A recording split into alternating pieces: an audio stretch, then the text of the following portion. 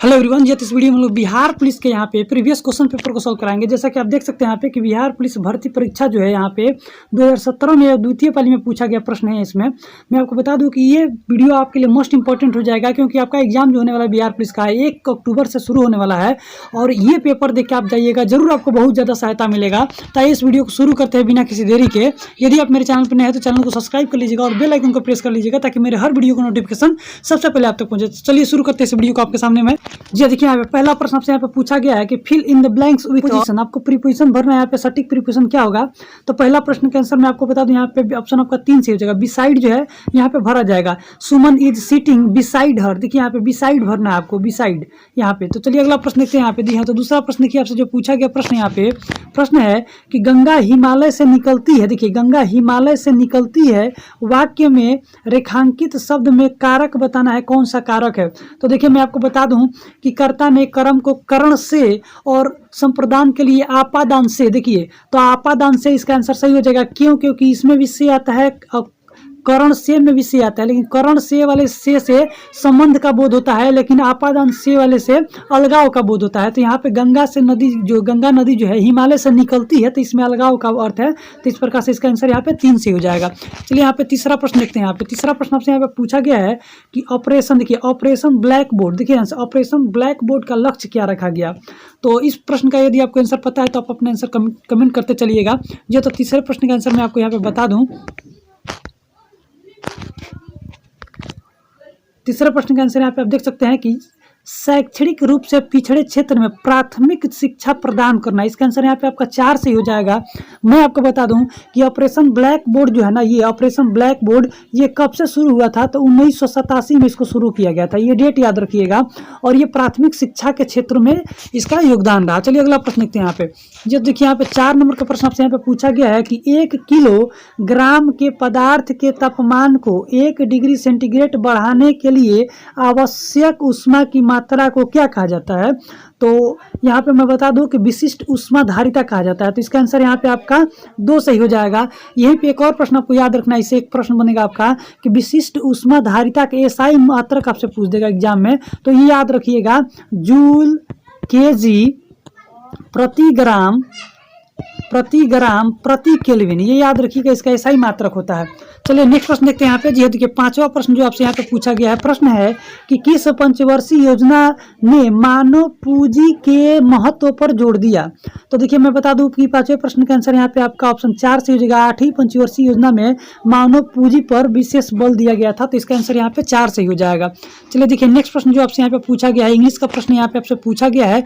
प्रश्न है कि use the correct synonyms for the underline word. देखिए अंडरलाइन जो यहाँ पे वर्ड किया गया है टॉट, इसका आपको सिनोनिम्स बताना है। तो टॉट का जो सिनोनिम्स होगा वो टीच हो जाएगा। तो इसका आंसर यहाँ पे आपका 4 सही हो जाएगा। चलिए नेक्स्ट प्रश्न देखते हैं यहाँ पे। जो देखिए 7वां प्रश्न आपसे यहाँ पे पूछा गया जो प्रश्न है, प्रश्न ये कर रहा है कि एक श्रृंखला परिमय में 3 प्रतिरोध को 140, 250 और 220 ओम के हो तो परिपथ का कुल प्रतिरोध बताना है। देखिए आपसे कहा है कि श्रेणी क्रम में है, तो श्रेणी क्रम में प्रतिरोधों का जो समतुल्य प्रतिरोध होता है R बराबर होता है R1 plus R2 plus R3। तो सभी को जोड़ दीजिए। तो चलिए यहाँ पे 250 और 140 जोड़ दीजिए और सभी को जोड़ दीजिए। देखिए तो यहाँ पे 140 में आपको जोड़ना है 250 और 250 में जोड़ना है आपको 220। इसको आप जोड़ दीजिए तो देखिए कितना हो जाएगा आपका यहाँ पे। तो हो जाएगा 5 4 9 2 11 का 1 यहाँ पे, और ये हो जाएगा 4 1 5 6 6 से 10 हो जाएगा यहाँ पे। तो जिस ऑप्शन में दिया होगा 6 से 10 उसको टिक करना है आपको। देखिए तो यहाँ पे देख सकते हैं आप, जी तो यहाँ पे ऑप्शन में आप देख सकते हैं कि दिया हुआ है 6 से 10, ऑप्शन यहाँ पे 2 में दिया है। तो इसका आंसर यहाँ पे आपका 2 से हो जाएगा। चलिए नेक्स्ट प्रश्न देखते हैं यहाँ पे। जो प्रश्न आपसे पूछा गया है, 8वां प्रश्न आपसे पूछा गया है कि गरीबों के भोजन और पोषण संबंधित स्थिति में सुधार करने का कौन कार्यक्रम है। देखिए गरीबों की भोजन और पोषण में सुधार करने के लिए कौन सी प्रणाली चली थी। तो मैं आपको बता दूं इसका आंसर यहाँ पे 2 से हो जाएगा। सार्वजनिक वितरण प्रणाली चली थी और ये कब शुरू हुआ था, तो 1997। ये डेट याद रखिएगा, 1997 में इसे शुरू किया गया था। चलिए नेक्स्ट प्रश्न देखते हैं यहाँ पे। जो तो प्रश्न आपसे पूछा है 9 नंबर का कि आइसोब्यूटेन। देखिए आइसोब्यूटेन का आईयूपैक नेम बताना है आपको। तो आइसोब्यूटेन का आईयूपैक नेम जो होता है 2 मिथाइल प्रोपेन होता है। तो इसका आंसर यहाँ पे आपका 3 से हो जाएगा। चलिए 10वां प्रश्न देखिए जो पूछा गया प्रश्न है। प्रश्न है आपके सामने यहाँ पे कि समय सिंधु चंचल है, भारी उक्त पंक्ति में अलंकार बताना है। देखिए समय सिंधु चंचल है, भारी में अलंकार क्या है, तो मैं बता दूं आपको कि यहाँ पे रूपक अलंकार है, तो इसका आंसर यहाँ पे आपका 2 सही हो जाएगा। चलिए 11 नंबर का प्रश्न देखिए, जो पूछा गया प्रश्न है यहाँ पे कि उस वैज्ञानिक का नाम जिसने प्रथम बार टीके का खोज किया था, ये बताना है। तो देखिए उस वैज्ञानिक का नाम बताना है जिसने सर्वप्रथम टीके का खोज किया था, तो उसका नाम है यहाँ पे एडवर्ड जेनर हो जाएगा। ऑप्शन आपका 3 सही हो जाएगा। मैं आपको बता दूं कि एडवर्ड जेनर ने सबसे पहले टीके का आविष्कार कब किया था, तो 1796 में, ये डेट याद रखिएगा, 1796 में खोज किया था। नेक्स्ट प्रश्न देखते हैं यहाँ पे। ये तो देखिए 12 नंबर का प्रश्न आपसे यहाँ पे पूछा है कि एक लंबी और सीधी सोलेनॉइड जिसमें विद्युत धारा हो रही हो, सोलेनॉइड के भीतर चुंबकीय क्षेत्र क्या होगा, ये आपको बताना है। तो सोलेनॉइड जो बंद अगर होगा ना, तो उसके अंदर चुंबकीय क्षेत्र शून्य होगा, तो इसका आंसर यहाँ पे आपका 1 सही हो जाएगा। चलिए अगला प्रश्न देखते हैं यहाँ पे। जी हाँ, तो 13 नंबर का प्रश्न आप देख सकते हो जो पूछा गया है। प्रश्न है आपके सामने यहाँ पे कि अलग अलग किस्म की फसलों को उसी जमीन पर बारी बारी से उगाना किस तकनीकी के रूप में जाना जाता है। तो अलग अलग फसलों को बारी बारी से उगाने की तकनीकी को फसल चक्र कहते हैं, तो इसका आंसर यहाँ पे आपका 2 सही हो जाएगा, फसल चक्र के नाम से जानते हैं। चलिए नेक्स्ट प्रश्न देखते हैं आपके सामने यहाँ पे। ये तो आप देख सकते हैं यहाँ पे, ये देखिए 14 नंबर का प्रश्न आपसे यहाँ पे पूछा गया है। प्रश्न है कि स्वर्ण चतुर्भुज सुपर राजमार्गों का रख रखाव किसके द्वारा किया जाता है। देखिए स्वर्ण चतुर्भुज जो है सड़क के राजमार्ग से संबंधित है, और इसका रख रखाव जो है वो किसके द्वारा किया जाता है, तो इसका आंसर यहाँ पे आप मैं बता दूं आपको, इसका आंसर 4 से हो जाएगा। NH, देखिए ध्यान से याद रखिएगा, NHAI, ये याद रखिएगा, इसी के द्वारा इसका रख रखाव और देखभाल किया जाता है। चलिए नेक्स्ट प्रश्न देखते हैं यहाँ पे। जी है, तो 15 नंबर का प्रश्न देखिए जो आपसे पूछा गया प्रश्न है यहाँ पे कि कनक कनक ते 100 गुनी मादकता अधिकाय उन्हीं खाय बौरात नर इही पाए बैराय। देखिए ध्यान से मैं आपको बता दूं कि इसको आप कैसे समझिएगा, मैं आपको इसका आंसर बता दे रहा हूँ। यहाँ पे यमक है, यमक जो है ना, यमक यहाँ पे है, इसके अंदर जो है यमक है। और देखिए कैसे जानिए कि यमक है, देखिए जब भी कोई शब्द यहाँ पे जब खत्म हो, सेम समान शब्दों का प्रयोग, कनक कनक 2 बार यहाँ पे प्रयोग किया गया है, एक ही जैसा शब्द, लेकिन इन दोनों शब्दों का अर्थ अलग अलग है, तो उसमें यमक होगा। हमेशा याद रखिएगा, जब भी एक समान शब्द को प्रयोग किया जाए और उन शब्दों का अर्थ अलग अलग हो, तो उसे आप यमक के रूप में ही जानिएगा। नेक्स्ट प्रश्न चलिए देखते हैं यहाँ पे। ये तो देखिए आपसे 16 नंबर का प्रश्न पूछा है कि use the correct antonym for the underline word. देखिए यहाँ पे हैजी जो शब्द है, ये अंडरलाइन जो किया गया है, इसका आपको ना एंटोनिम बताना है। तो हैजी का मतलब होता है धुंधला, धुंधला दिखाई देता है, तो धुंधला का उल्टा क्या हो जाएगा एंटोनिम, तो क्लियर हो जाएगा, क्लियर, तो यानी कि साफ। ऑप्शन यहाँ पे 4 से हो जाएगा। चलिए देखिए 17 नंबर का प्रश्न पूछा गया आपसे, प्रश्न जो है कि विद्युत शुद्धिकरण में कैथोड बना होता है किसका। तो देखिए मैं बता दूं कि विद्युत शुद्धिकरण में जो कैथोड होता है ना, वो शुद्ध धातु की पतली परत बनी रहती है, शुद्ध धातु की पतली परत बनी रहती है, तो इसका आंसर यहाँ पे आपका 1 सही हो जाएगा। लेकिन यहीं पे अगर आपसे पूछता कि एनोड किसका बना रहता है, एनोड, तो याद रखिएगा अशुद्ध धातु की पतली परत बना रहता है। नेक्स्ट प्रश्न देखते हैं यहाँ पे। जो तो देखिए आपसे यहाँ पे जो प्रश्न पूछा गया है, 8वां प्रश्न यहाँ पे मैथ का पूछा गया है, 10th लेवल के सारे प्रश्न है। यहाँ पे 3 बिंदु दिया हुआ है, मान लीजिए कि त्रिभुज यहाँ पे है, ये त्रिभुज दे दिया है, इसके बिंदुओं का मान यहाँ पे दिया है 3,1 दे दिया है, और बी के जगह पे मान लीजिए यहाँ पे 7,4 दे दिया है, और यहाँ पे आपको सी के जगह पे 11,1 दे दिया हुआ है। तो कह रहा है कि इसकी परिधि बताइए, यानी कि त्रिभुज का परिमाप पूछा हुआ है। तो परिमाप देखिए कैसे निकालिएगा, यहाँ अगर बिंदु ए है और ये बिंदु अगर बी है और ये बिंदु सी है, तो ए से बी के बीच की दूरी निकालिएगा। और दूरी का सूत्र मैं आपको बता दे रहा हूँ यहाँ पे कि x2 माइनस x1 का whole square plus y2 minus y1 का होल स्क्वायर, इसी सूत्र पे आप सॉल्व कीजिएगा। तो यहाँ से देखिए, यहाँ से यहाँ तक की दूरी जो आपको निकल के आएगी, एक 5 निकल के आएगी, फिर एक इधर से इधर भी दूरी निकालिएगा तो 5 निकल के आएगी, और इधर एक 8 आएगी। तो सभी को जोड़िएगा, 5 और 5 10 और 8 कितना 18 हो जाएगा। इसका आंसर यहाँ पे आपका 2 से हो जाएगा। आप इसी सूत्र पे इसको सॉल्व कर सकते हैं, आसानी से सॉल्व हो जाएगा। चलिए नेक्स्ट प्रश्न देखते हैं यहाँ पे। ये तो देखिए 19 नंबर का प्रश्न पूछा है कि write the correct plural forms the given words. यहाँ पे एक शब्द दिया है नाइफ, और नाइफ का प्लूरल बताना है। तो देखिए आपको मैं बता दूं कि कैसे आप इसका प्लूरल बनाइएगा।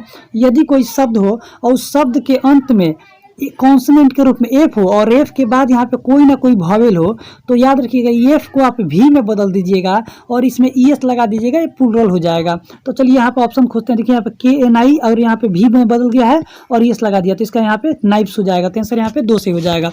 चलिए यहाँ पे 20 नंबर का प्रश्न देखिए आपसे जो पूछा गया प्रश्न है कि अवध में किसानों का नेतृत्व किसने किया। देखिए अवध जो है यहाँ पे किसानों का नेतृत्व किसने किया था, ये बताना है। तो इसका मैं आंसर आपको बता दूं कि बाबा रामचंद्र जी ने इसका नेतृत्व किया था? मैं यहाँ पे आपको बता दूं कि अवध में किसान सभा का जो स्थापना किया गया था रामचंद्र जी के द्वारा, वो कब किया गया था? तो 1920 में किया गया था। ये डेट भी याद रखिएगा आप। जी देखिए, यहाँ पे 21 नंबर का प्रश्न पूछा है कि हड्डी एक उदाहरण है किसका? तो हड्डी एक जो है ना संयोजी उत्तक का उदाहरण है। तो इसका आंसर यहाँ पे 2 से हो जाएगा। गुरुत्वाकर्षण त्वरण जी का मान किसके साथ घटता है? देखिए ध्यान से, तो ऊंचाई के साथ घटता और बढ़ता है। देखिए ध्यान से, जैसे जैसे आप ऊंचाई पे जाएंगे उस गुरुत्वाकर्षण का मान कम होते जाएगा। चलिए नेक्स्ट प्रश्न देखते हैं यहाँ पे। जी हाँ, तो देखिए यहाँ पे आपसे पूछा गया 23 नंबर का प्रश्न है कि कवि जो शब्द है, कवि शब्द इसका स्त्रीलिंग रूप बताना है। तो कवि शब्द का स्त्रीलिंग होता है कवित्री। तो यहाँ पे आपको यहाँ पे आंसर आपको मैं बता दूं, यहाँ पे 4 से हो जाएगा। ध्यान से देख लीजिए कवित्री कैसे लिखा गया है। ये अक्सर आपसे शुद्ध और अशुद्ध शब्दों में पूछा जाता है। यहाँ पे 24 नंबर का प्रश्न पूछा है कि चतुर्भुजाकार खेत की एक भुजा 4 मीटर और विकर्ण इसका 5 मीटर है। तो खेत का क्षेत्रफल ज्ञात करना। देखिए एक चतुर्भुज यहाँ पे मैं बना दिया आपको, इसका विकर्ण यहाँ से यहाँ तक आपको दिया है 5 और यहाँ दे दिया है 4। तो देखिए आपको ये वाली भुजा नहीं दिया तो निकालना पड़ेगा। तो देखिए कर्ण स्क्वायर बराबर होता है लंब स्क्वायर प्लस आधार स्क्वायर। तो लंब स्क्वायर निकालना है आपको यहाँ से। तो क्या कीजिए, कर्ण का स्क्वायर यहाँ 5 है तो 5 का स्क्वायर 25 हो जाएगा। अब माइनस करना है, आधार का स्क्वायर 4 है तो 4 चूंकि यहाँ पे 16 हो जाएगा। तो 25 में 16 जाएगा तो 9 आएगा और 9 का वर्गमूल निकालेगा तो 3 आएगा। इसका मतलब इसकी लंबाई कितना मिल गई? 3 मिल गई। अब मैं बता दूं चतुर्भुज का क्षेत्रफल निकालना है तो लंबाई गुणे चौड़ाई होता है। तो देखिए यहाँ पे 4 गुणे 3 कर दीजिएगा। तो 4 गुणे 3 कीजिएगा तो 4 से 12 आ जाएगा। इसका आंसर यहाँ पे आपका 1 से हो जाएगा 12 मीटर स्क्वायर। चलिए अगला प्रश्न देखते हैं यहाँ पे। जी हाँ, तो देखिए ये 10th क्लास का मैथ से पूछा गया प्रश्न है आपसे। समीकरण यहाँ पे दिया है एक्स स्क्वायर माइनस का 6x प्लस 2 बराबर 0 के मूल्यों का आपसे योग पूछा है। तो मैं आपको बता दूं कि मूल्यों का योग अल्फा प्लस बीटा बराबर सूत्र होता है माइनस का b बट्टा a। याद रखिएगा। तो माइनस का b यानी कितना दिया है यहाँ पे? पहले से सूत्र में होता है माइनस और फिर माइनस का b, यहाँ पे b का मान कितना दिया है आपको? तो माइनस का 6 दिया है और बट्टा a का मान कितना दिया है? 1 दिया है। ये माइनस कट जाएगा तो 6 बट्टा 1 हो जाएगा। 6 बट्टा 1 का मतलब क्या आंसर हो जाएगा? 6, जो कि आपको ऑप्शन यहाँ पे 4 में दिया हुआ है। आप देख सकते हैं यहाँ पे ऑप्शन यहाँ पे 4 में आपको दिया है 6, इसका आंसर हो जाएगा। चलिए नेक्स्ट प्रश्न देखते हैं यहाँ पे। जी तो देखिए यहाँ पे पूछा है 26 नंबर का प्रश्न कि वर्षा, बर्फ और ओलों के रूप में पानी के गिरने की प्रक्रिया को क्या कहा जाता है? तो इसको संघनन कहा जाता है। याद रखिएगा संघनन। इसका आंसर यहाँ पे 3 से हो जाएगा। चलिए 27वां प्रश्न आपसे देखिए पूछा गया है हिंदी शब्दकोश में 6 का क्रम किस वर्ण के पहले आता है? देखिए 6 जो है ना किस शब्द से पहले आता है ये पूछा है। तो छत्र यानी कि त्र से पहले 6 आता है। तो इसका आंसर यहाँ पे 3 से हो जाएगा। चलिए अगला प्रश्न देखते हैं यहाँ पे। जी तो देखिए नेक्स्ट प्रश्न आपसे यहाँ पे पूछा गया है प्रश्न है मैथ का 4x² और 6xy square 8 square Y square है। तो इसका लघुत्तम पूछा है, एलसीएम पूछा हुआ है। तो 6, 4 और 8 का एलसीएम निकालेगा तो 24 आएगा और उसके साथ x स्क्वायर वाई स्क्वायर। इसका आंसर यहाँ पे आपका ये 4 से हो जाएगा। चलिए नेक्स्ट प्रश्न देखते हैं यहाँ पे। जी हाँ, तो नेक्स्ट प्रश्न आपसे यहाँ पे पूछा गया जो प्रश्न है यहाँ पे एपी दिया हुआ है और एपी का यहाँ पे कौन सा पद पूछ रहा है कि 420 होगा? तो देखिए मैं आपको बता दूं कि an बराबर सूत्र होता है a plus n-1 into D होता है। इसी सूत्र को आप यूज करके इसका मान निकाल सकते हो। प्रश्न का आंसर यहाँ पे आपका 1 सही हो जाएगा। यहाँ पे 20 आ जाएगा, 20वां पद हो जाएगा। चलिए नेक्स्ट प्रश्न देखते हैं। यहाँ पे 30 नंबर का प्रश्न जो आपसे यहाँ पे पूछा गया प्रश्न है कि किसने गार्डन सिटी, देखिए गार्डन सिटी का सिद्धांत का विकसित किया था? तो आपको बता दूं कि एवेनेजर हावर्ड। अब मैं आपको बता दूं इसने कब इसका मतलब इस सिद्धांत का खोज किया था? तो याद रखिएगा 1898 में खोज किया गया था। याद रखना ये डेट भी। चलिए अगला प्रश्न देखते हैं। नंबर का प्रश्न पूछा है कि एक वस्तु सीधी रेखा में 40 मीटर प्रति सेकंड के वेग से चलते हुए त्वरण यहाँ पे 4 मीटर प्रति सेकंड स्क्वायर से बढ़ता है।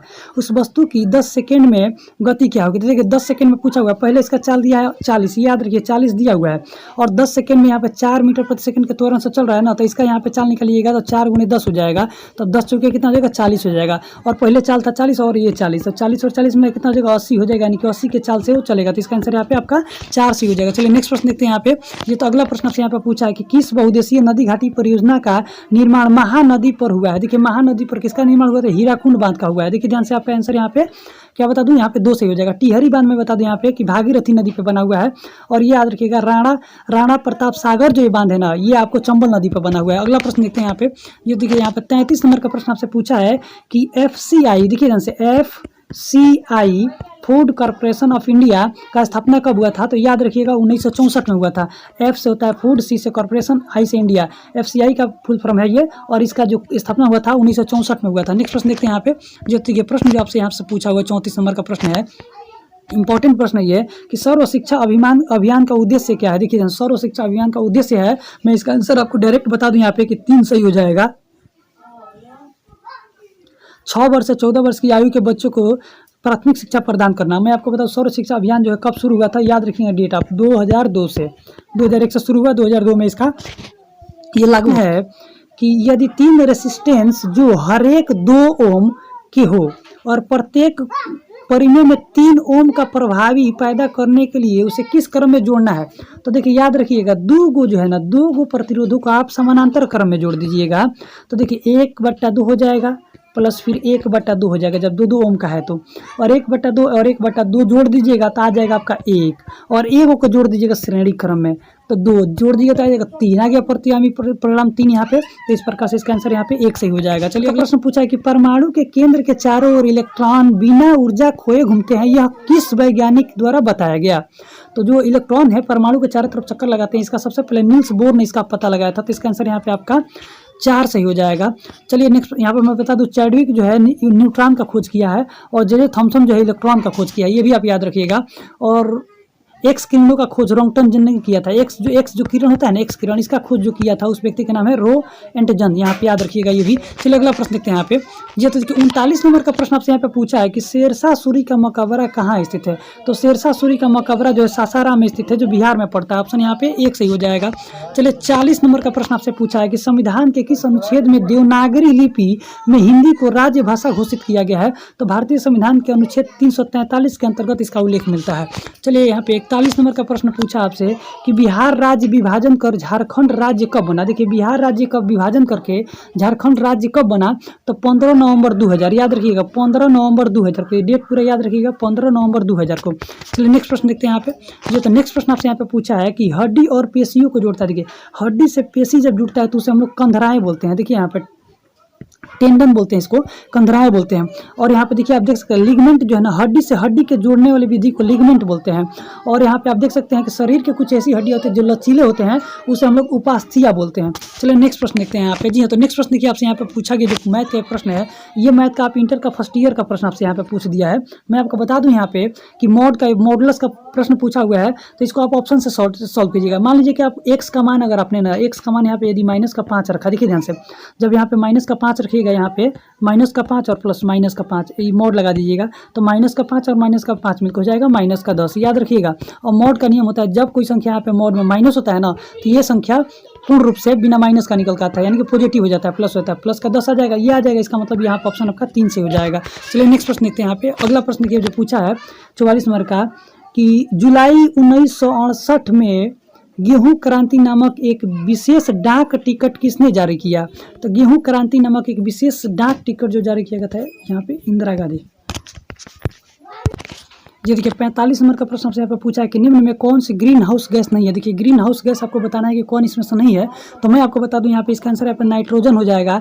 लेकिन ग्रीन हाउस कौन कौन से होंगे उसको मैं सारा यहाँ पे आपको बता दूं, याद रखिएगा आप। CO2 देखिए carbon dioxide green house gas है, उसके बाद से आप सल्फर डाइऑक्साइड SO2 याद रखिए ग्रीन हाउस गैस है। उसके बाद से आपसे पूछेगा नाइट्रस ऑक्साइड N2O हो जाएगा, ये भी ग्रीन हाउस है। उसके बाद से O3 यानी कि ओजोन जो होता है O3 ओजोन, ये भी ग्रीन हाउस गैस है।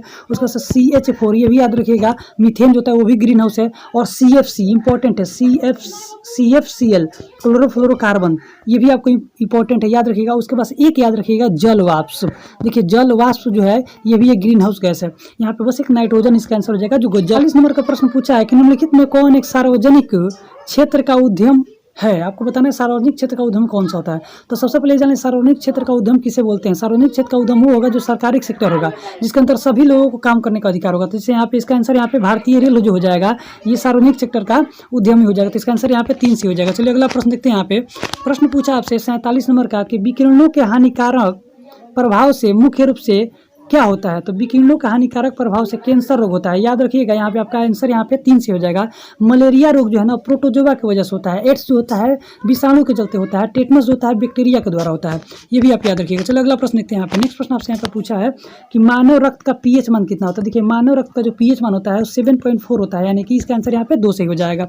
अगला प्रश्न देखते हैं यहाँ पे। ये देखिए 49 नंबर का प्रश्न आपसे पूछा है कि choose the right suffix for the given word. यहाँ पे वेरेक एक शब्द दिया है, इसका सफिक्स बताना है। तो सफिक्स नेक्स्ट यहाँ पे EN लगेगा, तो इसका आंसर यहाँ पे 2 सही हो जाएगा।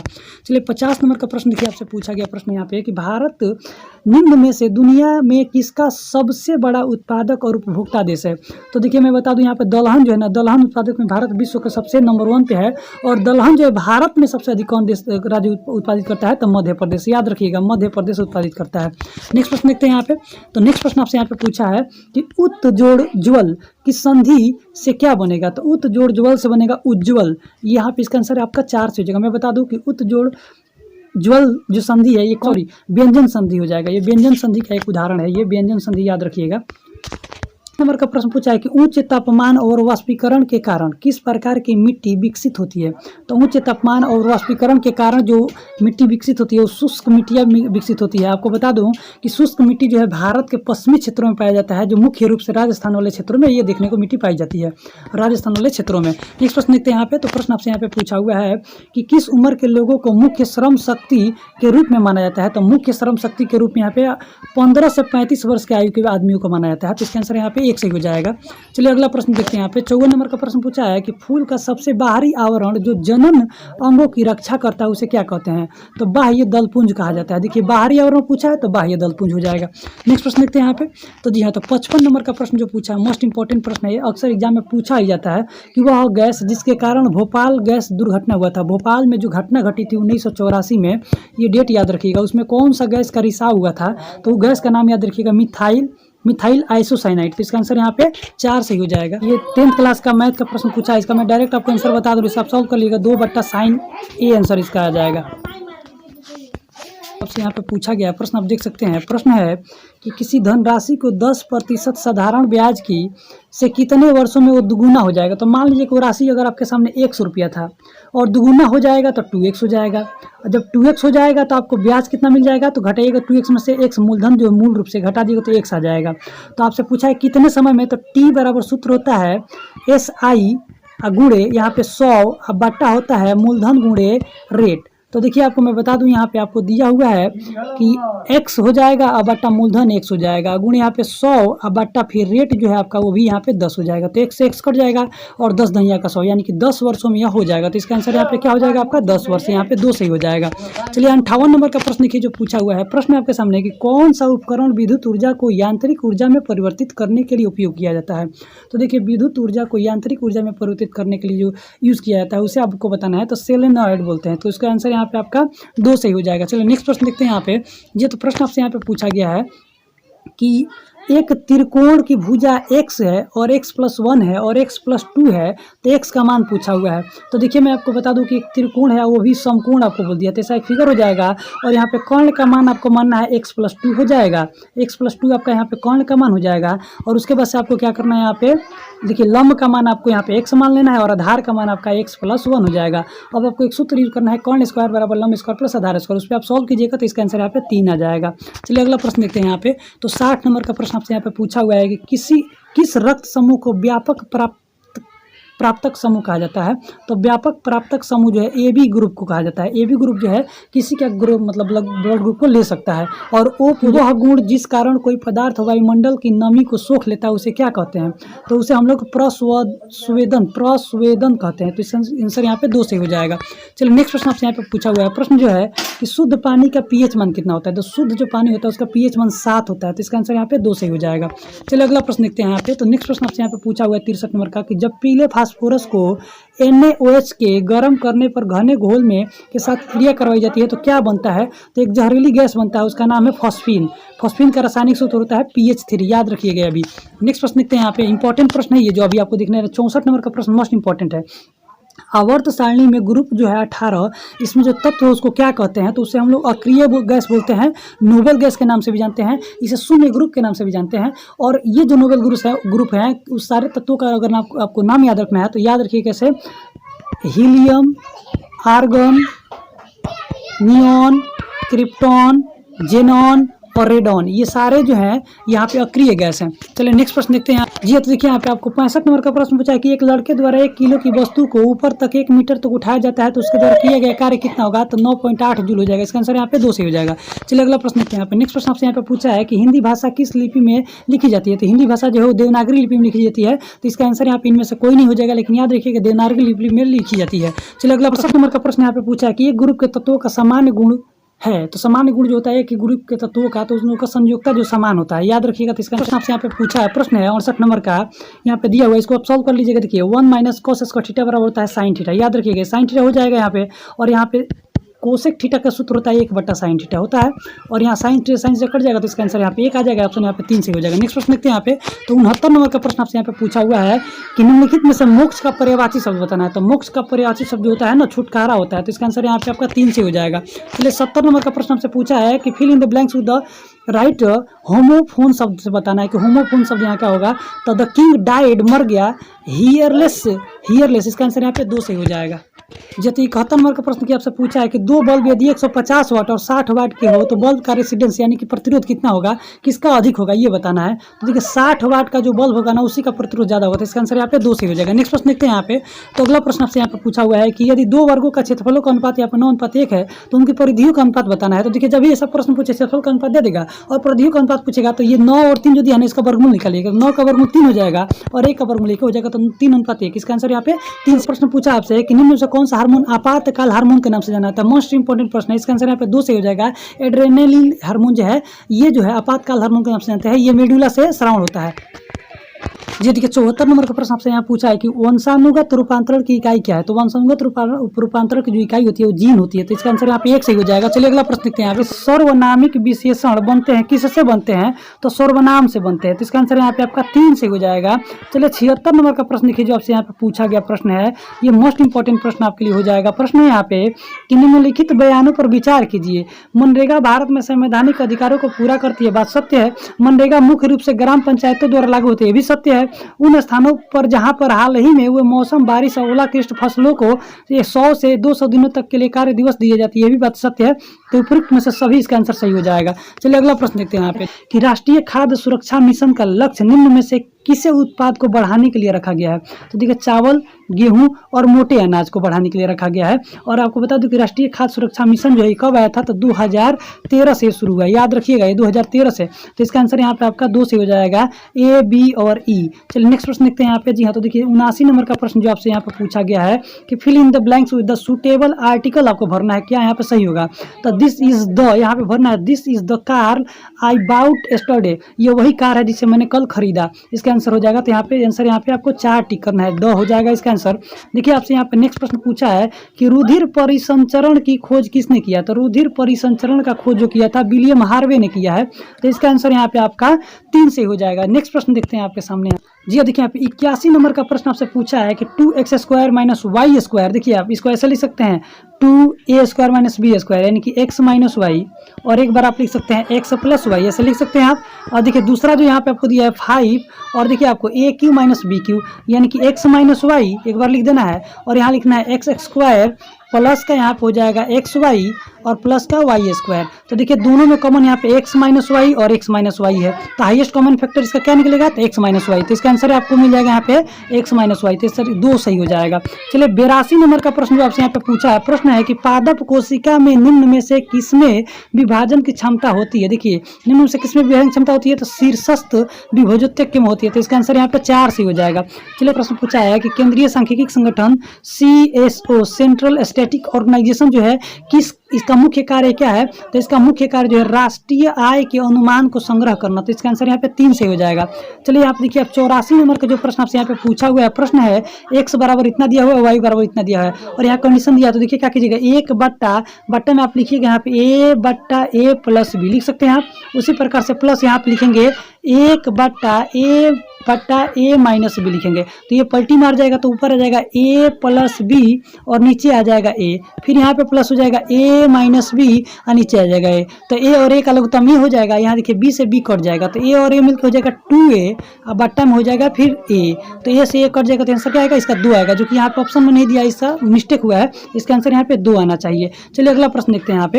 ये तो देखिए 85 नंबर का प्रश्न आपसे यहाँ पे पूछा है कि तथापि शब्द का संधि विच्छेद बताना है। तो तथापि शब्द जो है तथा जोड़ अपि होगा, तो इसका आंसर यहाँ पे आपका 3 सही हो जाएगा। नेक्स्ट प्रश्न देखते हैं यहाँ पे 86 नंबर का जो आपसे प्रश्न पूछा है कि निम्नलिखित में कौन सी मुख्य नदी घाटी परियोजना बिहार राज्य में स्थित है, ये बताना है। तो सोन बहुदेशीय परियोजना जो है बिहार राज्य में स्थित है, तो इसका आंसर यहाँ पे 1 सही हो जाएगा। चलिए अगला प्रश्न देखते हैं। यहाँ पे प्रश्न पूछा है कि नवग्रह शब्द में समास विभेद बताना है।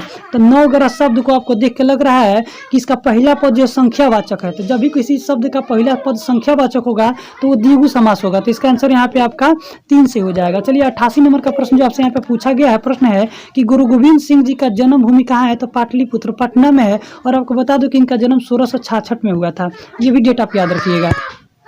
ये देखिए यहाँ पे आपको प्रश्न 79 नंबर का पूछा है कि उसने पत्र लिखा में रेखांकित शब्द जो सर्वनाम कैसा सर्वनाम है। तो पुरुषवाचक सर्वनाम है, उसने पत्र लिखा।